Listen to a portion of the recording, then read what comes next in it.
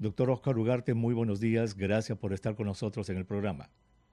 Elmer, un gran gusto saludarte y gracias por la invitación. Estoy aquí desde Huánuco con el gobernador regional, el director de salud y otras autoridades. Hemos visitado las diferentes dependencias. Ahora te puedo contar con detalle, pero muchas gracias por la invitación y quedo a tu disposición. Encantado, Oscar. Muchísimas gracias. Te llamo siempre Oscar o Ojita, pero hoy eres el ministro, te vamos a tratar como ministro.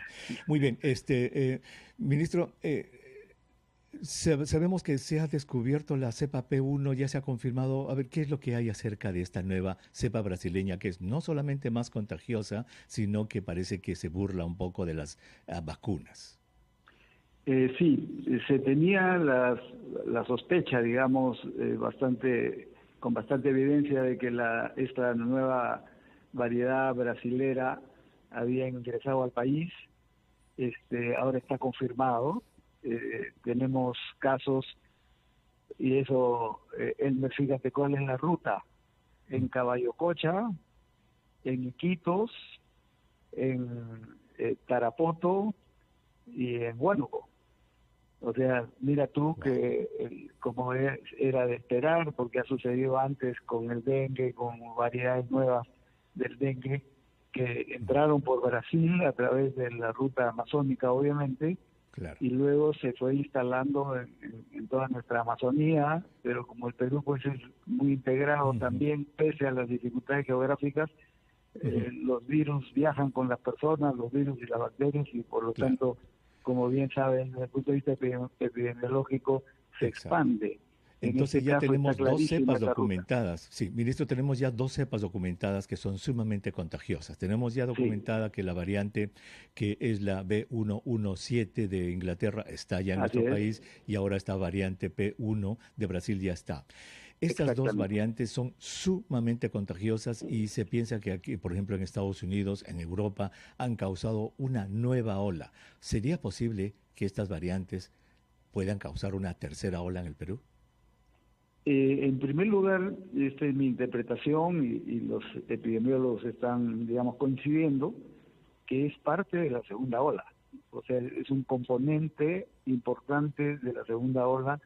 Y si queremos explicarnos la situación de Huánuco, creo que ese es un elemento a tener presente. No el único, sin duda, porque hay otros factores que han condicionado un incremento en Huánuco, pero mira, nuestra mirada del punto de vista del país, a diferencia de la primera ola, donde se concentró tanto los nuevos casos como mortalidad, fue Lima Callao, fue la costa norte, tú recordarás Piura, Lambayeque, La Libertad, y el oriente.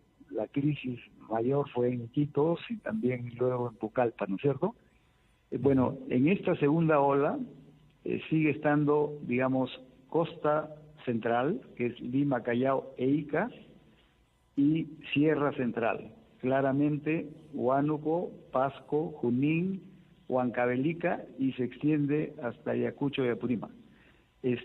No quiere decir que en el resto del país no se esté sufriendo también nuevas incidencias de casos y mortalidad también, pero está mucho más concentrado en lo que te refiero, costa central y Sierra Central, donde los mayores indicadores están en Huánuco. Entonces, ahí debemos suponer que se han combinado, digamos, los factores que se vienen arrastrando de atrás y a la vez esta presencia de la nueva variante. De la nueva variante. Entonces, más que hablar de una tercera ola, entonces estaríamos hablando de esta segunda ola que sería fuerte y de repente incluso podría ser hasta mucha más duradera, porque si recién están entrando estas variantes, ya están allí, caramba, de repente en 1, 2 meses, 3 meses, estas variantes van a seguir causando mucho daño en nuestro país.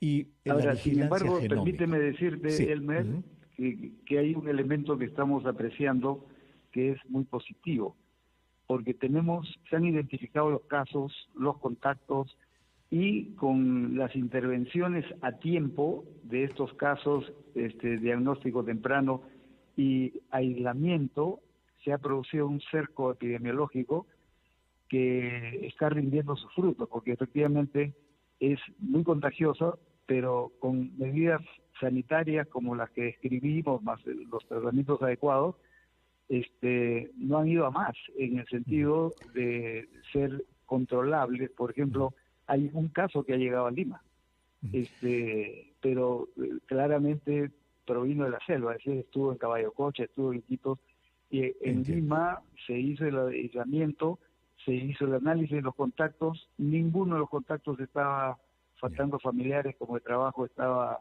comprometido, y ahí quedó. Entonces, lo que se está viendo es, pese a esa transmisibilidad, si se actúa adecuadamente con el diagnóstico temprano, todas las cosas que tú mismo has recomendado desde el principio, es posible controlar, ¿no? Entonces, muy bien.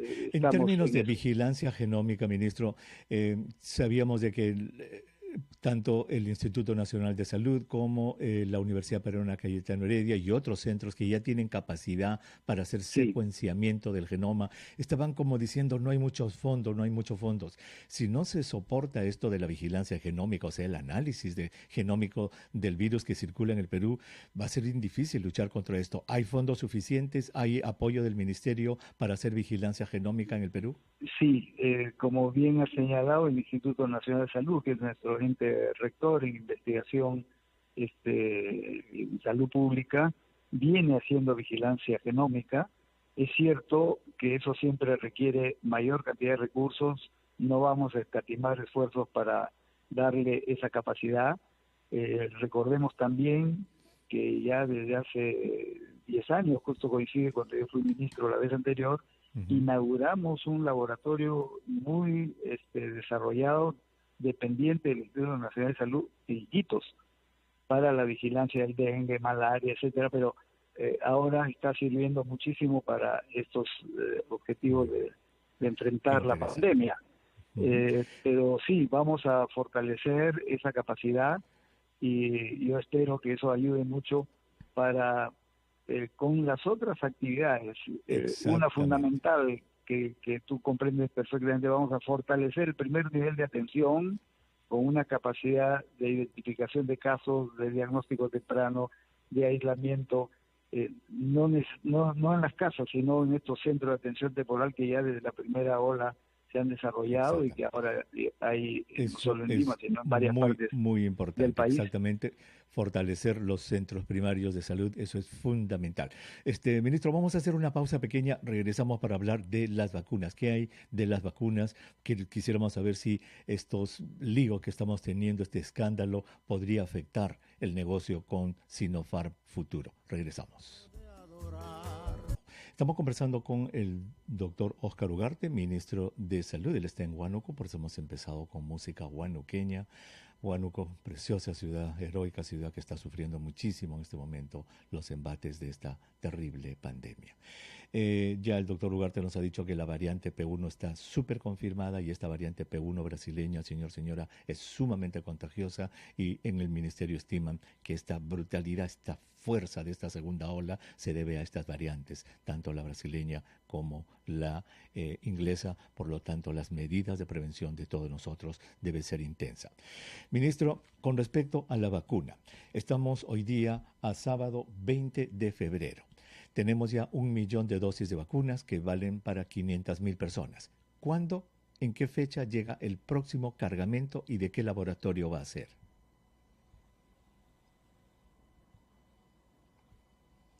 Creo que hemos perdido al ministro, no lo puedo escuchar.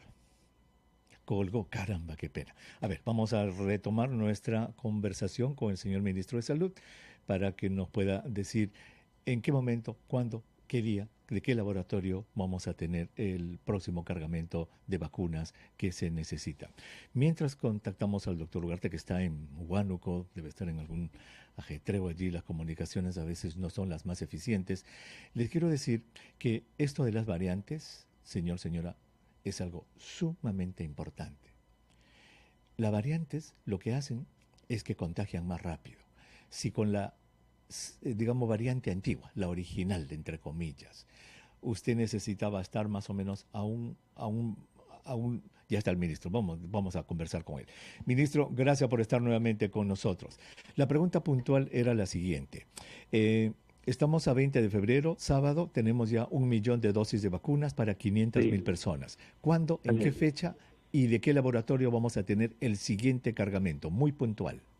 Sí, lo que estaba haciendo es ratificar que este primer millón está orientado fundamentalmente a los trabajadores de la salud. Sí. Y eso esperamos cubrir hacia fines de la próxima semana, probablemente todo el personal de salud de todo el país, Lo sabemos, de todos los sectores. Está previsto que también vía Sinopharm lleguen 2 millones de vacunas adicionales a principios de marzo, sobre la base de un acuerdo global que, como se sabe, es por 38 millones Sinopharm, y que van a ir viniendo progresivamente. Entonces, el segundo cargamento, digamos, son 2 millones ahora en marzo, pero además están ya contratados por Pfizer, que hay un acuerdo por 20 millones, va a llegar, digamos, en las próximas 2 semanas, un primer lote de más o menos 250.000, y luego, durante marzo, unos 800.000. O sea, ahí, si se cumplen los plazos, que siempre puede tener, digamos, una variabilidad en algunos días, tenemos prácticamente otro millón. Pero hay además el acuerdo con COVAX Facility, que es digamos, esta modalidad que ha promovido la Ministro, Organización Mundial de la Salud. saquemos la cuenta. Entonces estamos a 20 de febrero, ya faltan 8 días para marzo. Entonces, durante marzo, dice, van a llegar 2 millones más de dosis de Sinopharm, 2 millones de dosis. Muy bien, sumamos 250.000 de Pfizer, ¿cierto? Sí, más 800.000 también, o sea, es prácticamente 1 millón. Muy bien, entonces vamos a tener 3 millones de dosis. En marzo, no hay fechas todavía, se dice marzo tiene 30 días, 31 días.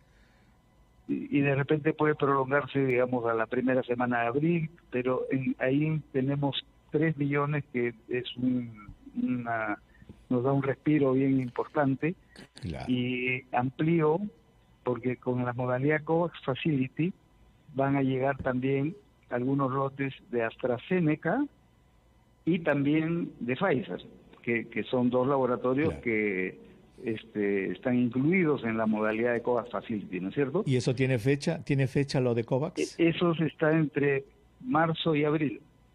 Ya, y ahí podemos tener en su conjunto, digamos, por lo menos unos 600.000 a 700.000 adicionales. Entonces vamos a poder...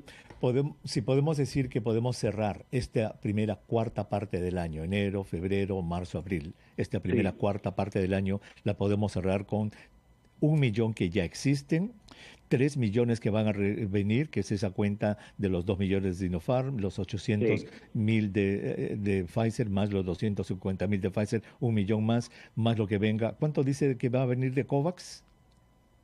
Sumados los 2 componentes, debe estar entre 600 a 700.000. Muy bien. Entonces vamos a tener quizás 3 millones y medio o un poco más de dosis para el fin de abril. Y ya se va a abrir. Ahora, ¿qué hay con respecto a los miembros de mesa? Usted dijo, ministro, de que los miembros de mesa de repente no van a alcanzar las vacunas y que no se van a vacunar. Alguna gente habla de que va a tener miedo de ir a votar, va a tener miedo de trabajar como presidente de mesa. ¿Qué le puede decir a esas personas? No. Ahí hay que... Te agradezco muchísimo, Elmer, que me hagas la pregunta, porque hay que aclarar perfectamente. Existe un protocolo de protección de los miembros de mesa, como seguramente hay en todos los procesos, y me imagino en Estados Unidos, en el proceso electoral, en plena pandemia, también lo ha habido. En ninguno de los casos era precondición de que estén vacunados, ¿no es cierto? Igual en el protocolo que se establece en Perú, que fue establecido ya hace 2 meses, digamos, cuando todavía no estaba concreto que podía llegar la vacuna, se garantiza equipos de protección personal, desinfección, etcétera, que es lo que es el estándar de seguridad, digamos, para un acto electoral.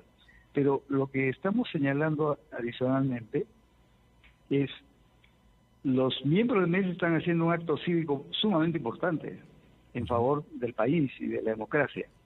Entonces, en función de eso, ellos van a tener el beneficio de tener prioridad en la vacunación, ¿ok?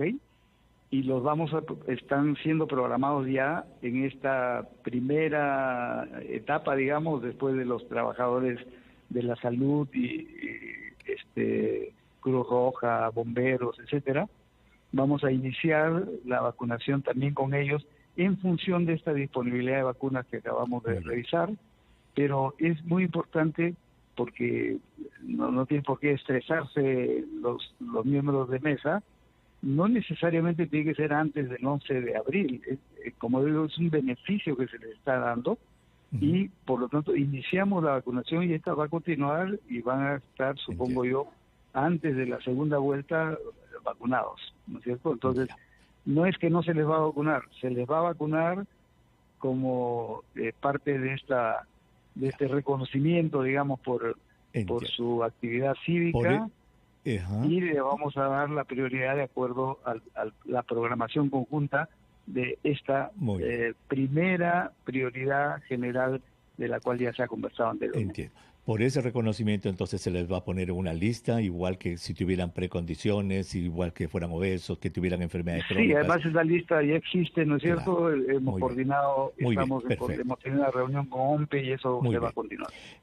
Ministro, tenemos un minutito nada más en este segmento. ¿Cree que nos pueda dar otro segmento más o tiene que hacer, ministro? No, espero tranquilamente. Ya, y muy estoy bien. seguro que aquí el gobernador y todo su equipo también puede esperar un ratito para seguir con la otra actividad. Fabuloso. Entonces, falta un minuto para llegar a la pausa. Entonces, podemos concluir que este escándalo que estamos teniendo con las vacunas no va a afectar la relación comercial. Van a venir los 38 millones de dosis que se han visto, porque hay alguna gente que dice, parece que Sinopharm ha mandado esto a propósito, dice como para que, caramba, los funcionarios tengan ahí vacunas para su libre albedrío. ¿No se afecta en nada en la relación comercial? No tiene por qué afectar. Además, claro, yo entiendo que pueda especularse, ¿no es cierto?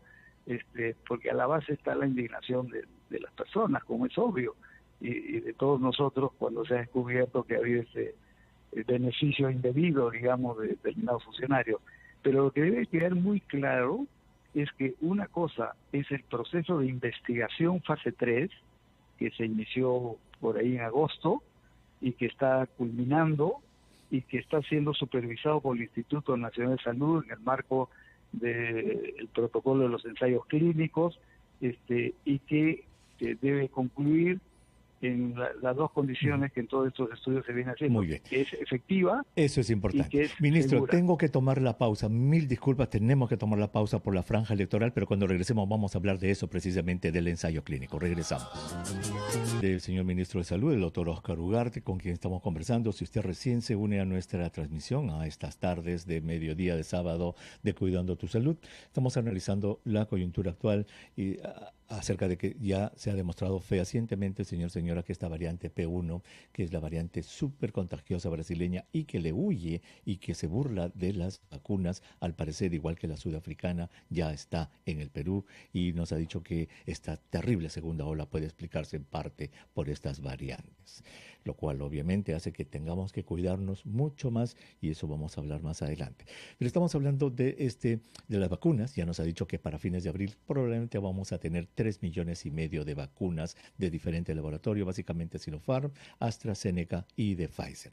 Estábamos hablando de este escándalo que felizmente no va a alterar las relaciones comerciales para que vengan más dosis de Sinopharm. Ministro, la pregunta mía era con relación a el ensayo clínico de fase 3, porque hay 12,000 peruanos y peruanas que se han dado su integridad física para probar una vacuna o un placebo. Yo quisiera que por favor le diga a ellos, a estos voluntarios por quienes hay que tener un enorme respeto, de que la integridad de este estudio no está alterada por este escándalo. En absoluto, y yo lo ratifico porque esta vacunación irregular se ha hecho al margen del estudio estudio de fase 3, además con otros recursos que no afectaban en nada los recursos que se han asignado para el proceso de investigación. Por lo tanto, no solo quienes han participado y a quien agradecemos muchísimo como voluntarios en ese proceso de investigación, sino a todo el país le decimos que hay absoluta garantía sobre los resultados de este estudio de fase 3. Eso está siendo supervisado por el Instituto Nacional de Salud y el Instituto Nacional emitirá su informe en breve al respecto. Ya ha hecho un pronunciamiento deslindando el día de ayer, pero además hay un comité de ética que está supervisando y que no, su función no es sobre estas irregularidades presentadas, sino sobre el estudio mismo, ¿no es cierto?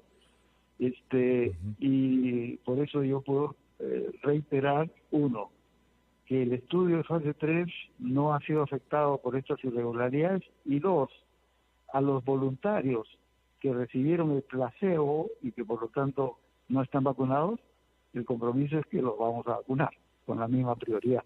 Por lo tanto, deben estar muy seguros de que ellos van a estar vacunados también prioritariamente. Fabuloso, muy bien. No quiero hablar, yo creo que ya todos los peruanos estamos realmente en shock de toda la terrible situación que ha sucedido, cómo se ha traficado con esta vacuna, cómo se ha ofrecido por fines increíblemente personales. Eso yo creo que cae en manos de la justicia. No más quiero una reflexión personal como médico, más que como ministro de Salud, como médico, como peruano. Ministro, ¿qué es lo que siente al haberse enterado de todas estas cosas? Buena indignación, ¿no? Como seguramente todos, además viendo comprometidas a personas con las cuales no podíamos pensar que pudiese haber este tipo de irregularidades, y algunas otras personas, y yo quiero ahí distinguir entre quienes pueden tener la responsabilidad de haber orientado o promovido eso, y otras personas que han participado pasivamente, digamos, y cuya responsabilidad sin duda es menor. Todo eso lo está evaluando la comisión que preside el exministro Fernando Carbone. Yo no puedo adelantar opinión sobre eso, y a mediados de la próxima semana, que se cumplen los 10 días para esta investigación perentoria que emitimos sobre la base de una resolución ministerial, tendremos la información de la cantidad exacta de recursos que se utilizaron, personas que se vacunaron, decisiones que se adoptaron y por lo tanto responsabilidades, para que no solo en el campo administrativo, sino en cualquier otro ámbito que se requiera se pueda actuar. Muy bien, el Perú entero está esperando esa decisión. Con respecto al oxígeno, ministro, el presidente Sagasti dijo de que íbamos a tener este convenio con Chile y que Chile iba a poner el oxígeno en Antofagasta y que desde allí lo íbamos a traer. ¿Ya se ejecutó eso?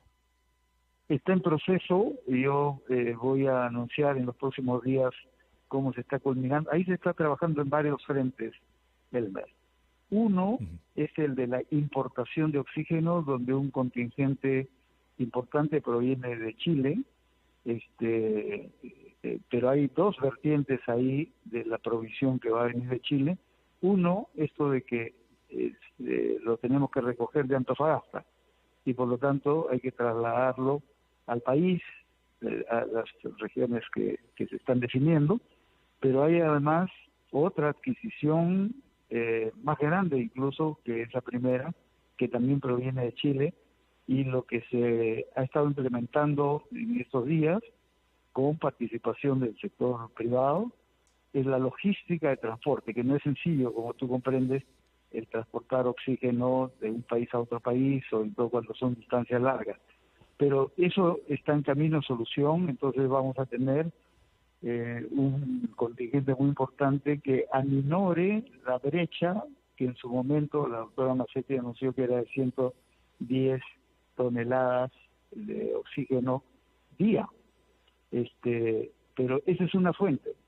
La otra fuente, que se ha reactivado porque se empezó el año pasado, por alguna razón hubo ahí desajustes, que es la compra de plantas de oxígeno en el propio país, vía la Universidad de Ingeniería, la Universidad Católica, y por lo tanto, claro, son plantas de diferentes tamaños, pero todas sirven para los diferentes requerimientos de hospitales y de otros niveles.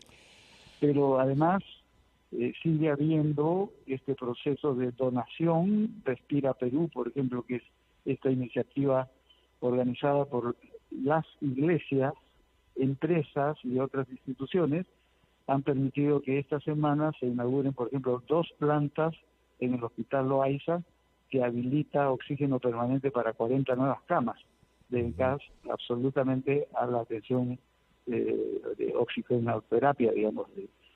Pero también hay otra, digamos, estrategia complementaria, que es la que también estamos desarrollando para fortalecer el primer nivel, porque el primer nivel no solo es diagnosticar, también es aislar en buenas condiciones, pero también es dar tratamiento. Entonces, estos concentradores de oxígeno, que son, como tú conoces, máquinas que producen del aire, del medio ambiente, un volumen de oxígeno, y que sirve mucho para 1 o 2 personas, que es de uso comunitario o familiar. Esa es una estrategia que también se está desarrollando en forma complementaria. Y por lo tanto lo que queremos es eliminar esta desesperación de la gente que se aferra al balón porque no tienen otra alternativa. Entonces, todo esto vamos a informar como un plan nacional, pero priorizando las regiones que al principio hemos dicho, una de las cuales es Huánuco, y por eso mi primer viaje después de haber juramentado el sábado pasado es venir a Huánuco a ver las circunstancias y apoyar en todo lo que se pueda hacer. Muy bien, solamente nos queda un minuto, ministro, un minutito exacto nos queda. Tenemos variante nueva, súper contagiosa, no hay oxígeno, no hay UCI. Por favor, un pedido de prevención para nuestros oyentes que ya lo deben de conocer de memoria, pero viniendo del ministro lo reforzamos. Medidas de prevención básicas para evitar la infección. Es fundamental, efectivamente, las medidas de prevención y control, que empieza siendo individual, pero también familiar y comunitario. Desde el lavado de manos, que hemos reiterado muchísimas veces y tú lo has hecho también, el protegerse al toser o estornudar para evitar la expansión, ¿no es cierto?, de estas gotículas, pero eso va de la mano con un elemento fundamental que es mascarilla en las condiciones técnicas requeridas, en forma permanente cuando hay personas alrededor, y evitar las aglomeraciones y por lo tanto mantener el distanciamiento social. Ahí están fundamentalmente las recomendaciones, y esas debemos mantenerlas. No nos confiemos en que ya llegue el oxígeno, no nos confiemos en que ya está la vacuna, porque esta es una guerra de resistencia, como bien sabemos, y de mediano y largo plazo, a nivel mundial. No vamos a estar protegidos si no tenemos inmunidad de rebaño mundial, como fue con la viruela en su momento, ¿no es cierto? Es muy cierto. Mientras exista en alguna parte del mundo, siempre vamos a estar en riesgo. Igual, en el país se estima que entre 70 y 80% de la población recibiendo la vacuna podemos lograr tendría que estar vacunada. La inmunidad de rebaño. Pero muy bien, señor ministro, muchísimas gracias por... Exacto. Ministro, muchas gracias. Buen viaje de trabajo por allí, por Huánuco, tierra que ha sufrido muchísimo. Le agradecemos muchísimo la entrevista, señor ministro de Salud. Gracias. Chao, Oscar. Muchas gracias a ti. Encantado. Muy bien.